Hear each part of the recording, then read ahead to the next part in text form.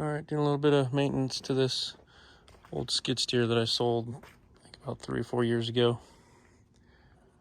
I just changed the battery and the oil, added some hydraulic fluid to it, pressure washed it off, seeing if I can find any leaks to it. So far I've only ran it for a couple minutes, so it's going to take a little while to find any leaks if there are any. But it's a big difference from what I used to run to what I run now. Diesel versus gas. This thing is so loud. You don't even want to have, you need to have earplugs when you run this thing because it's just too loud. You don't want to run it without them. But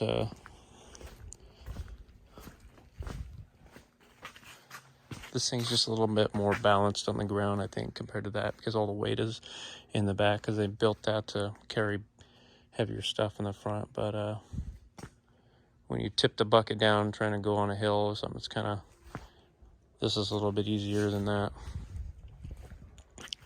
But this also doesn't have enough force to really dig into stuff. You'd have pretty good teeth on it when you're doing that. Well, just gotta look over it some more and see if there's any leaks. Run it around. It really needs some new springs in the back. I replaced them when I had it, but I thought I still had some old ones, but I don't. They didn't last very long. They only put one set on there, even though they had enough space for 6. I remember it being pretty hard to get that spring on, so maybe that's why they only put 1, but definitely needs 3. If you're ever looking for a little tractor or something, these are nice to have, but they are also, they cost a lot of money to fix up. The tracks were $500. These back gears were $400 a piece. Each one of these wheels, so idler wheels, are $150 a piece. I think it was about $200 for that front idler. The seals went bad for the drive motor, so I've had to replace those. The starter went bad, I had to replace that. The starter was $200 and something. The exhaust I replaced. This ram actually broke on me once. I've replaced all the pins on it. This also broke off here, so I had to weld that on. The whole pin joint broke off. This I actually fixed today, but these bent. These were bent when I got it, and when I sold this machine, they got bent again. So when I smacked this all straight, it cracked right here. So I welded that back up, both sides. I replaced the hydraulic filter, which is one whole piece, which is a couple $100. I've done this hose. I've done these 2 hoses. Now this thing's full of metal hoses, metal lines. It's kind of hard to see in there, but let's see. I replaced that line right there. The batteries twice now. That line on the left I replaced because the metal one just vibrated and started cracking. The other one's still fine. The back lines, these back 2 lines right here used to be metal. They both cracked and broke. These 2 didn't yet. I spent a lot of money on fixing stuff. These springs, they didn't even last that long. A couple years. But they should put 3 on each side. They're just really hard to get on there. This thing's, for hour-wise, it's got 763 hours. So I've spent a ton of money fixing this thing. And then when I also got it, there was a crack. There was a crack right there where the hydraulic ram is. You see it's kind of ugly on the ground there. I put a piece of metal there and I welded it. That pin I also broke.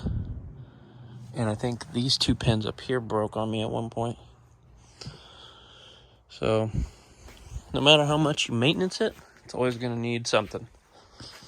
So I would buy a better brand like a Bobcat or something that's lasts a little bit longer.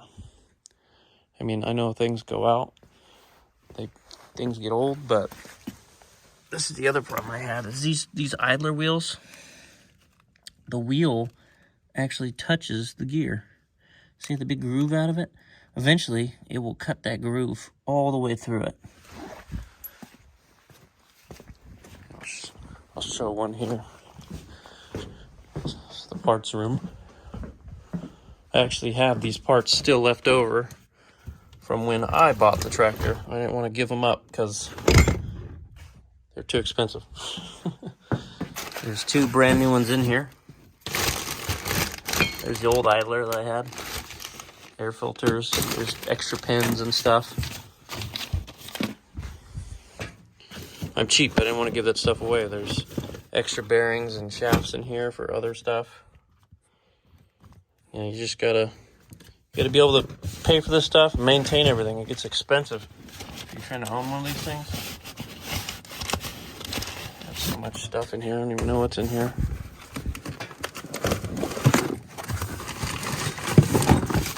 Like more fittings, more pins. So I would never buy this machine ever again. I'd buy something like Kubota or what is that other brand? Ditch Witch. I'd buy a Ditch Witch. I don't really know if I'd buy a Kubota again. This one's kind of, when I got it, I didn't really like it because it teeters really bad. With the arm up, I could almost push it over. You know, I wish they had a little bit more weight in the front of this thing, but that's how they built it. This one, I can't even move it. It doesn't move at all. So, I mean, they built that one to carry more weight in the front, but like if you're trying to work up a hill, try to dig, it's impossible. Can't do it. This thing, you can. So, you know, each one has its goods and bads, but I like this one mainly because of the weight distribution. I can still pick up stuff heavy in the front. It's just when I'm trying to work uphill, that one you just can't dig into the ground. Doesn't do it. So when you're looking at these things, just, you know, make sure it's what you want, because once you got it, it's yours. Start this thing up.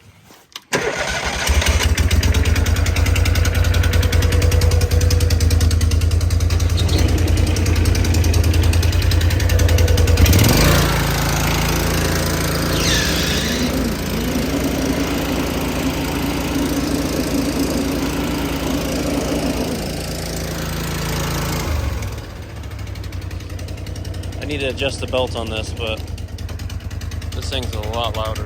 Alright, working on the SEO 1000. Belt's been squealing and it's irritating hearing it. So I use this scroll bar, and I used a 12mm wrench and a 12mm socket wrench, and with a swivel, a little wobbly end on it.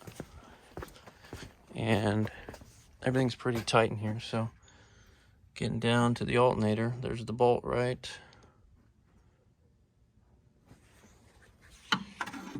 down there. It's kind of hard, it's really hard to see, but it's got a little red on it. My phone's not focusing. Everything's done by phone here, but it's kind of blurry, but you can see it right there. So I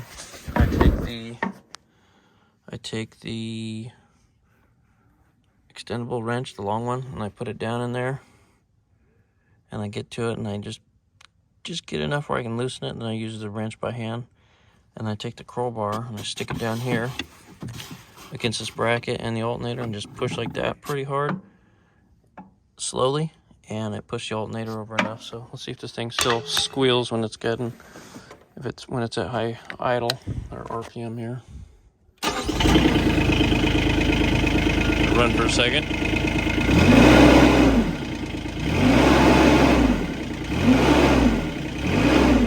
A lot better. Before it would just start squealing. So that's done. I've been needing to do that for a while now. I don't see anything down here. that can get damaged by the crowbar from where I was putting it. I was putting it on this side here. There's a bracket that you can use, but I don't see any sensors or anything that you can damage by doing that, so I think we're okay.